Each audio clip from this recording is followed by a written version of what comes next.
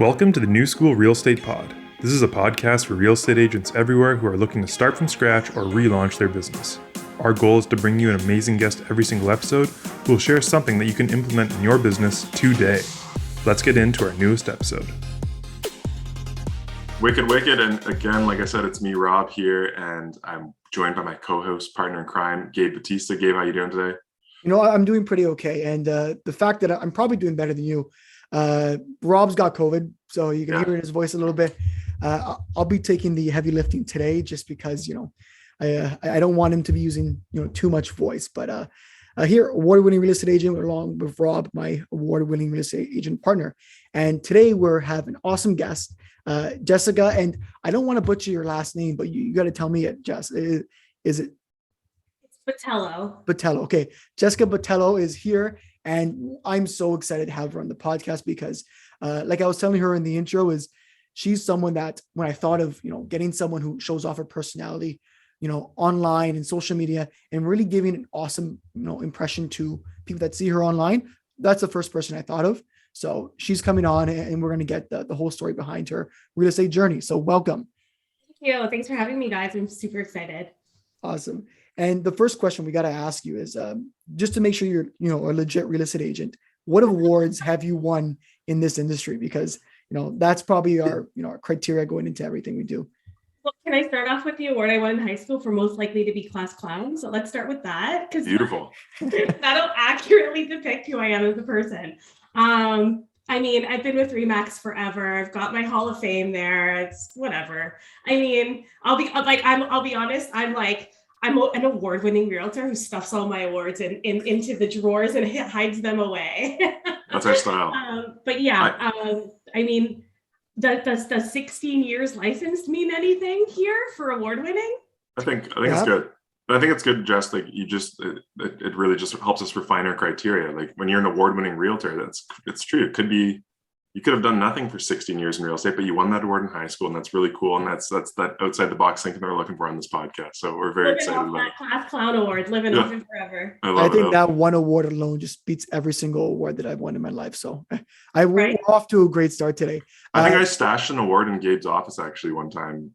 You did? It's not here anymore. You took it away. It was okay. I did take it back. Okay. Yeah. Cool, I miss it a bit, but there's an empty spot on my shelf. Anyways, off awards because we're going to talk about an award-winning podcast soon. But we're talking about today your journey. And to very start, give us the rundown of who Jess is. Give us, an idea of where you started from the business. Give us who you are. Yeah. So I'm a second generation realtor. My father was in the business and made sure I got into it like as early as he possibly could. We're talking open book testing back when I got my license. So, there are big shoes to fill when you have kind of that second generation role or third or whatever. But I decided, coming into it that I was going to make my business my own. We've never actually even worked as a team or a partnership, me and my father. I've always kind of been on my own. He's done his own thing. And while he's highly trusted, like advisor for me, in terms of how things get done in the industry. We have two totally different styles of business. And early on, he working in his office, I was doing the Buffini 100 Days to Greatness facilitating for agents there. So that's how I kind of started. My business was growing it by referral through my sphere of influence. Mm-hmm. I love it. Yeah. I want to just touch on that quickly, Jess, because I guess similarly, I'm second generation realtor. My mom was in the industry. It was always something I joked about, right? I went away to school, university for something totally different. And I tell my friends, I'm just going to end up in real estate anyways. Like, what am I even really doing here kind of thing? And I was never kind of groomed to become that realtor, but I saw the impact that my mom had on clients' lives. And I thought, man, that's something that's really cool. It's something I want to do as well. She built her business on open houses. I want to build mine completely differently. Being licensed for only 2 years, open houses weren't even an option really for us for most of the last 2 years with COVID, right? So can you kind of jump into what the kind of the old school is, how your dad built his versus kind of what are the new tactics you dove into kind of right away? Yeah. So my dad would get in and hit the phones. for probably 8 hours a day, calling people, making big relationships with the banks as well, because, you know, in the late 80s, early 90s, you know, having an in with the bank for not foreclosures, but, you know, people who were defaulting was like a really big thing. But old school, door knocking, doing all of that kind of stuff, you know, ads in like the local newspaper or in the cultural newspaper, because he worked in the Portuguese market. Did he ever have a bench, a bus stop bench? Did he ever have one? I don't know. I don't think so. I don't think he went full blown billboard or anything like that, but he like had like a super Portuguese slogan and was known in that little Dundas and Dufferin neighborhood there, which is like Trinity Bellwoods and super trendy now. Oh yeah, seriously, yeah. It's a nice place to work at now, yeah. Right? Yeah. So that's how he built it, the traditional way. And there's absolutely, you know, there's nothing wrong with that. There's still even realtors who really succeed at that today, right? And crush it. I tried it. I tried it for a little while with a team that I was working with, and it just didn't vibe with me. It didn't make me feel good. I had some success with it, but it just didn't feel like authentic to like who I was. I don't like when people call me, you know, we get like lead generation calls all the time. I hate those calls. Yeah, so, yeah. You know, imagine being, you know, I can't imagine being on the other side of that call. And I wasn't ever really a fan of it. Mm-hmm. Yeah. That's good to know. And you mentioned those differences there. What type of things have you done that's made you different from, let's say, your father's business? What are things that, I know we mentioned before the call that it took some time to go from, you know, these older school methods to what you do now. What's really been the backbone of your business over the past few years that has built it to become your business? Authenticity, in one word. Mm-hmm. Just being myself, owning it, not worrying about how it's perceived by others. Mm-hmm. Simply so. Like, I do work with a coach who we did a lot of client avatar work, right? So, you know, kind of profiling your ideal client, what they look like, and then how would you attract that type of person, mm-hmm. right? So I think that what it boiled down to for me was just simply being myself, stepping out of what I thought I needed to be, right? One, to follow in his footsteps and not like send the family name to disgrace, but like also just to like wholeheartedly embrace who I was. I'm a big believer in energy and like mindset. And so until you can remove the barriers to success, I don't think you can fully embrace what the universe has in store for you, or God, or whatever you want to call that. Sure, sure. How long, like it sounds like a long transition. Like that's not something that happens overnight. Like what was that discovery period like for you? Like becoming comfortable with putting yourself out there? I know coming for myself as a big time introvert, you know, I think you tend to try to be like everybody else for a little bit first, because that's what's working for everybody else. But like, how long did that realization take? You know, I got to be myself to put myself out there. I've been coaching now with this specific coach for over 2 years.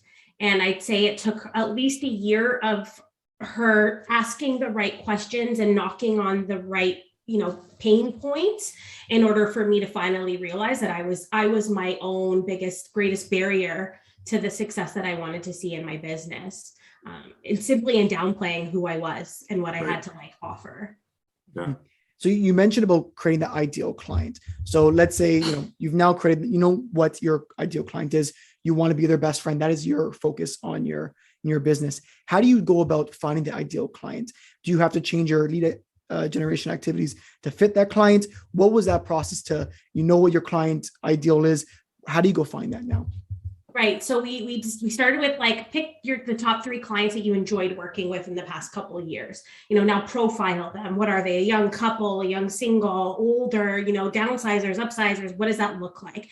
And at that point, you have to then say, okay, what information do these people want, and or what do they relate to?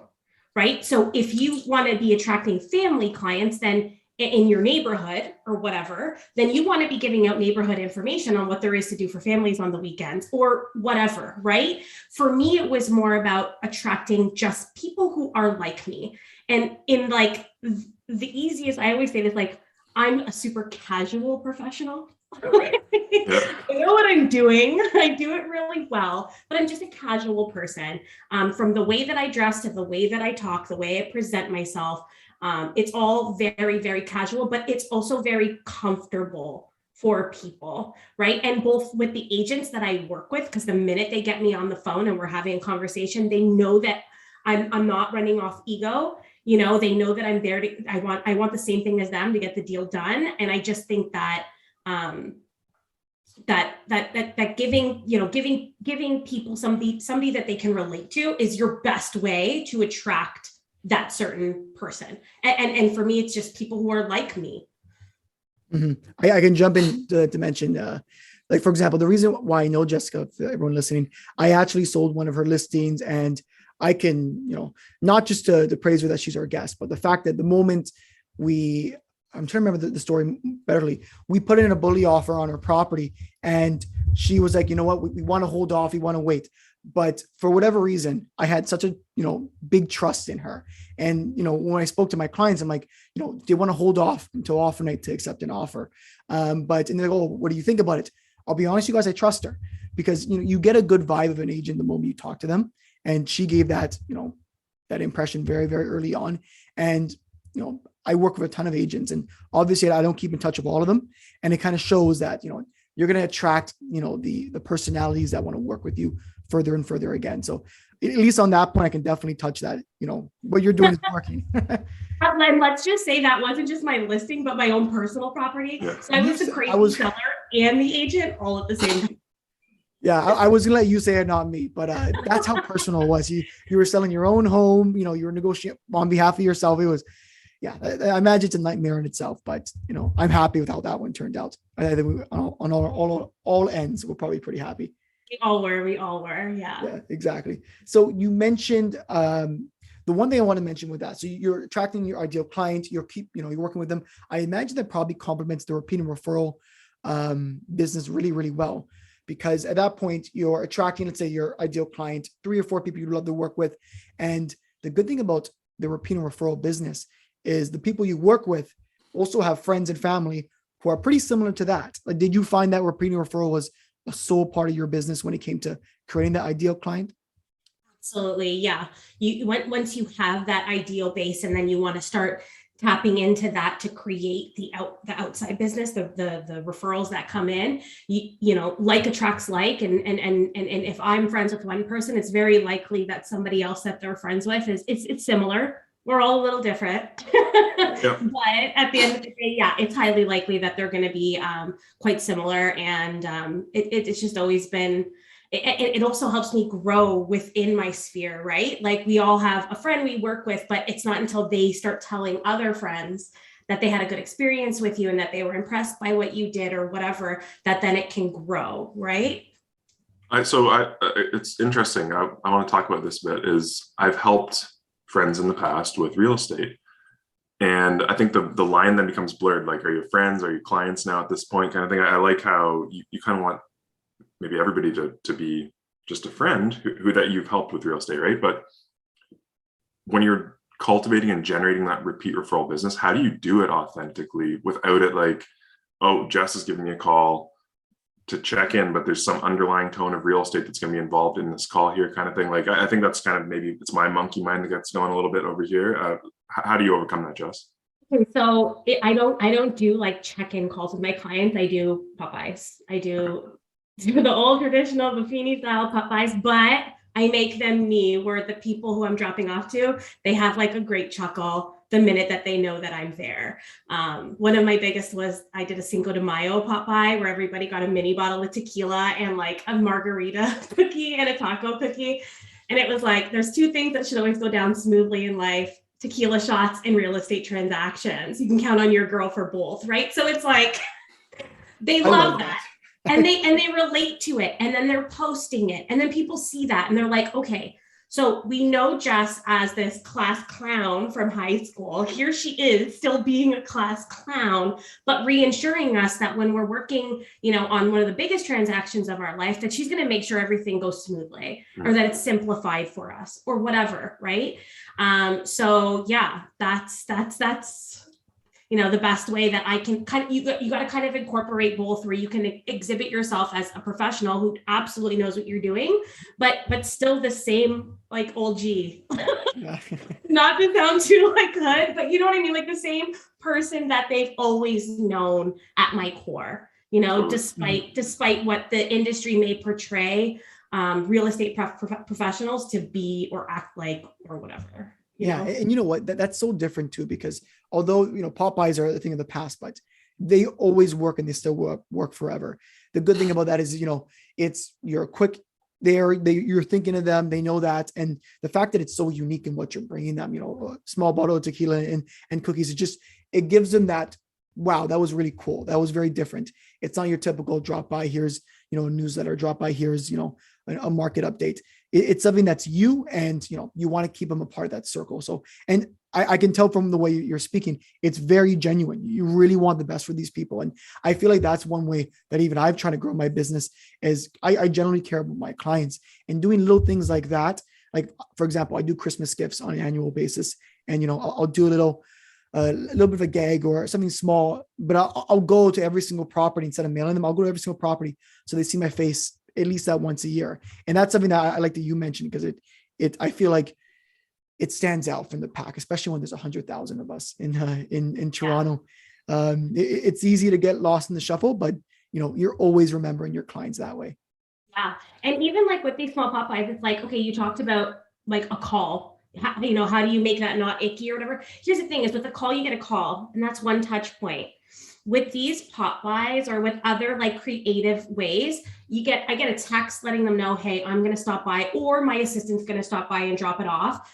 Almost everybody has a Ring doorbell now. So the number of people who send me the clip of me dropping something off, falling down their stairs, whatever it may be, is like ridiculous. And then there's the follow-up, like, hey, for those who maybe didn't reach out or whatever, did you get it? So there's more than just the one touch point. It's authentically me. It spreads a little bit of a smile. And like you said, they can tell that it's authentic. It's genuine. It's not just like a cheesy little thing or whatever. Like, it's got my voice in that tag. Like they when they read that, they hear my voice. Yeah. And even if it is cheesy, like if cheesy's you and being cheesy, like great, 100%. That's awesome. Yeah, that's wicked.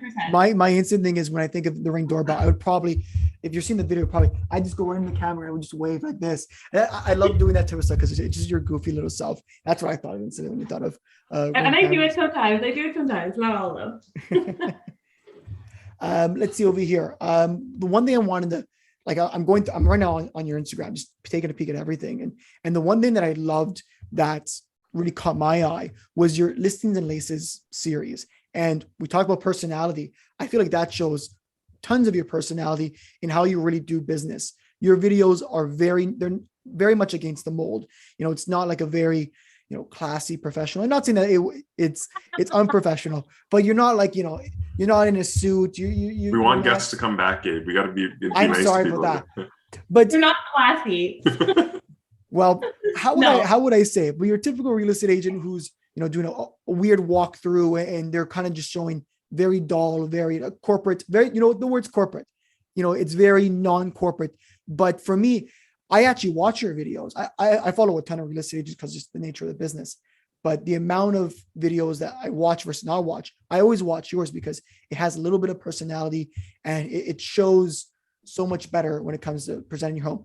Tell me, that's a long-winded question, but tell me about your series, Listing and Laces. So it happened by accident. I had been in discussions with a business partner and my homegirl, Talene, for a long time about how we could, on video, showcase our personalities. We're very similar in that way, that we're both a little bit against the grain. She's second generation as well. Works downtown. I'm more like West End. So we had been talking about a series, starting something up. And it's hard. It's hard to find a video crew. It's hard to find the money that you want to invest into these things. It's not easy to pull together, especially with two realtor schedules. And so I had gone to a video shoot, and these clients are actually really good friends of mine. And I said, screw it. I'm going to throw on a pair of sneakers for this one. I know they're cool and they won't mind. And it just, like, as we're there and we're filming it, it like just became this like thing, like, you should do this more often. This is you, like, this is you on camera. And so it just kind of became a thing. And after I did that one video and posted, a couple shots of the photographer there, me and my sneakers, I asked people, should I wear sneakers in all of my upcoming listing videos? And I think it was like a 70-30 split on the Instagram poll. And typical me would have been like, ooh, 30% of people won't like me. No, but it was like, no, 70% of people dig this, go for it, right? Forget about the 30. They're probably not your avatar client anyways, or avatar, attraction anyway. So let it go. And then I just decided, hey, going forward, and I had this, you didn't see this when you showed the place, but our locker at that property was solely mine and just shoes. Just like that was the deal. I gave my co-buyer the master bedroom with the walk-in closet because I needed that for my shoes. So it was like, I have all these shoes. I never wear them. They're just there because I just wanted them. They were collectors. So I was like, I just have them. Why not showcase them for a hot 30 seconds to a minute? Gain some know and like from other people who are in the sneaker community and or urban like wear.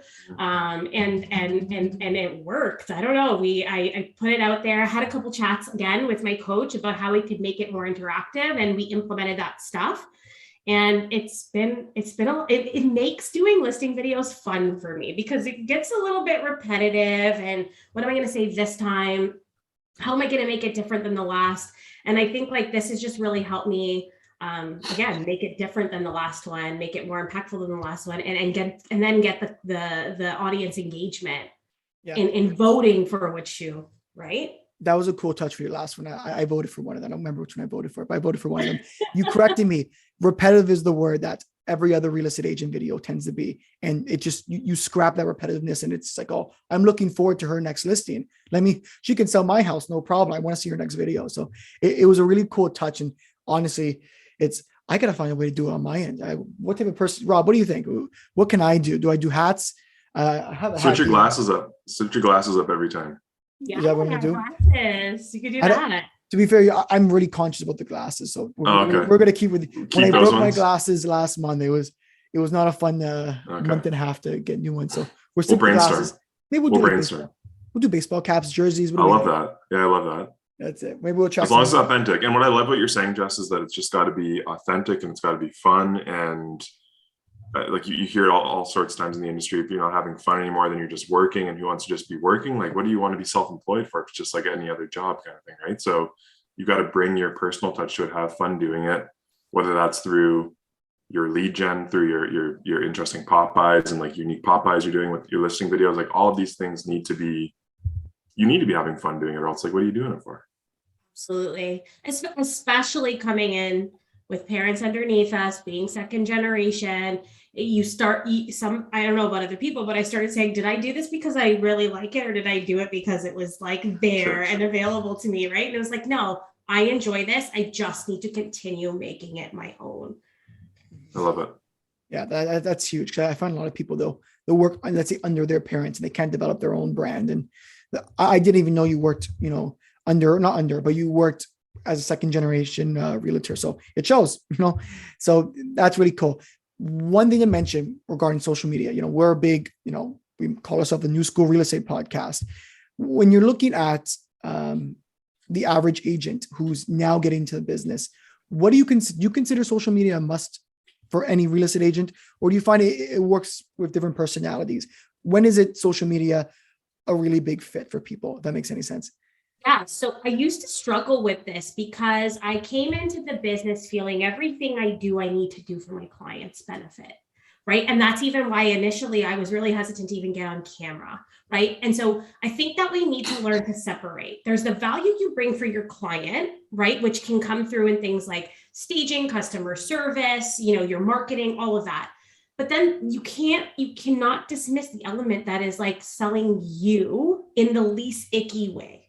And so I do believe that putting yourself out there on social media is the best way. Which way are you going to choose, though? Because there's people who are outstanding with captions and can tell a great story. There's people who kill it at reels, and then there's people who just kind of show up authentically themselves and constantly story tell, right? So which do you excel at? I'm I'm a much better talker than I am a writer. Right. So coming out on videos, and I've always naturally performed, like as like a kid, I was like in dance and whatever. So I'm used to that kind of thing. And but I still haven't tapped into the real space. I just an overthinker by nature. I haven't tapped into it. But this seemed like this seemed like the best way for me to showcase who I was and attract that person. So at the end of the day, is social media going to be for everybody? No. But if you can find where you would excel at it, 100% go at it. How else are you going to put yourself out there besides the traditional methods, right? I don't know. And there, if you don't, and here's the thing is like, I probably shouldn't say this, but if you don't like it, don't do it. Like if you don't like Instagram, don't do Instagram, do what you like, because that's the only way that you're going to drop those barriers and then gain that momentum to the success that like we ultimately are all looking for. And I think that what's really cool about the industry now, Jess, as opposed to when our parents were doing it, is that this gives you like a mountaintop to stand on and shout out, this is me. And if you don't like me, that's cool. There's another mountaintop with somebody else shouting from it over there. But the people who do want to talk to me, they're going to see me, whether it's through my YouTube channel and doing long form stuff, or, I'm on Instagram and I do reels, but I don't do like the dancey voiceover reels. Like I don't do like Rob would be great I'm at more, dances, by the way. I'm like educational, because that's like how I want to approach things. Like I want to provide people valuable content from, questions I hear every single day from clients. I want to just shout the answer out to everybody so that they know what it is. Right. So Rob is now that knowledgeable person and somebody who's looking for like a steady, knowledgeable, I can bring a little sense of humor every once in a while, but like once in a while, you want to put out who you are. And again, here's who I am. If you want to come talk to me, amazing. Let's foster this relationship doing it this way. Everyone's a local celebrity in their own niche market. That's the best way I look at it. Everyone's their own celebrity to their group of people. And, people hate on celebrities, but, those are their group of people, So no, that's a really good point there, Rob. Okay. So our last question we ask everyone, and this is probably my favorite question because it makes people think a little bit. You said 16 years you've been in the business. So that all goes away. License. Okay. Selling full time for about 10, 11. Fair enough. So let's get rid of all 10, 11 or 16, whatever it is. Yeah. We'll get rid of all that. You're starting real estate today, no database or nothing. How do you build your business? How do you, change? Do you do more of the same? Would you change anything if you were a new real estate agent today? When I was a new real estate agent, my primary focus was on value. What am I bringing to the table that other agents might not in my area, right? And so I think that that's whatever your value prop is, work on that, in my opinion. Because here's the thing is that when you're new, what if you're, you may be faced with the question of how many homes have you sold in the area and that kind of thing, right? It's just like it's a common question that we all get. Yeah. But if you can obviously you need to divert from that when you're new and work on what can I do for you? Forget about what I've done for other people. What can I do for you? And so that was always my thing, was focusing on how I spend my marketing dollars. And for me, it wasn't the billboards and the flyers. It was, I'm going to invest in your home. I'm going to stage it. I'm going to clean it. I'm going to this, it was, I'm taking all my marketing money and I'm putting it into making your home show better so that you can get more money. And so when it comes to new agents, I think that that's important, is focusing on the value that you bring to the table for your people. And if you're a younger agent, it could be that you're very well versed in online marketing, right? Or you can combine that with, I'm very well versed in online marketing, plus I take all of my marketing money and put it right back into your home so that you get more money. That's what I stood on. Yeah. Agents, take note. That was a good, just go back 15 seconds. Just listen to that little clip there. That was a good little bit. I might have to write that down. Yeah. I mean, what else do people want to know? At the end of the day, I think that we're very much in a culture of what can you do for me? sounds a little bit selfish and everything, but at the end of the day, there's so many of us in real estate right now. Like you said, I think it's like 70,000. Yeah, I was exaggerating. Yeah. But we're exaggerating. We're being typical. We're going to bring it to 100,000. But it's like, what are you going to do differently from all of those other people? And I think that the best thing to focus on is investing it right back into your clients. Yeah. Mm-hmm. And their Love it. investment. Yeah. That was well said.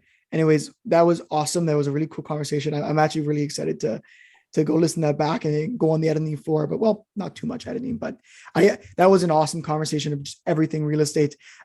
Jess, where can people find you? Instagram at 6side_Jess. That's a 6. Anyways, Yeah. Can we like put something? Can we throw like a banner or something? We'll throw a banner up. You're testing my editing ability. It's not great, but we will try. We will try, and we'll put you in the description there. But Instagram's the best place. That's where I put everything. But I'm on Facebook and everywhere else. But Instagram's probably my hottest. Sweet. Amazing. Yeah. I can't wait till the day until I sell my home and you get the buyer on your end, Jess. So I look forward to that day, and hopefully it comes soon. Absolutely. Awesome. Well, thank you everyone for joining us today, and hopefully we'll see you in the next episode. And that's the end of our episode of New School Real Estate. Thank you for tuning in and listening to all the great value that our guests had to provide today. Hopefully you can take away one thing from what we spoke about and apply it to your business and truly make it new school. If you are a new or growing agent looking for some supports to grow your real estate business, feel free to reach out to Rob or myself on social media. We'd be happy to have a conversation. But until next time, make it a day and stay busy, my friends.